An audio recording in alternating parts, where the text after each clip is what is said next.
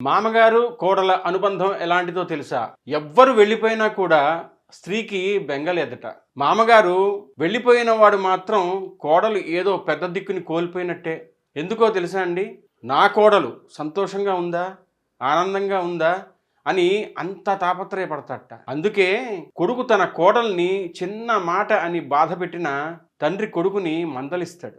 కోడలు కంటి నీరు పెట్టకూడదని. కోడలు బాధపడితే ఇక ఆ రోజంతా దిగులు పడతాడు. అప్పటి వరకు ఇంట్లో ఏమున్నాయో కూతురికి చెప్తాడు, కానీ ఆ తర్వాత ఇంటి తాళాలు కోడలికి ఇచ్చేస్తాడు. అటువంటి మామగారు వెళ్ళిపోతే ఎంతటి బాధండి కోడలికి. అందుకే మామగారిని ఒక బిడ్డలా, ఒక స్నేహితుడిలా, ఒక తండ్రిగా చూసుకోవాలి. మామగారే ఇంటికి పెద్ద దిక్కు, మామగారే యజమాని. కాబట్టి మామగారి మనసు చిన్నబుచ్చుకునేలా కోడలు ఎట్టి పరిస్థితుల్లోనూ ప్రవర్తించకూడదు.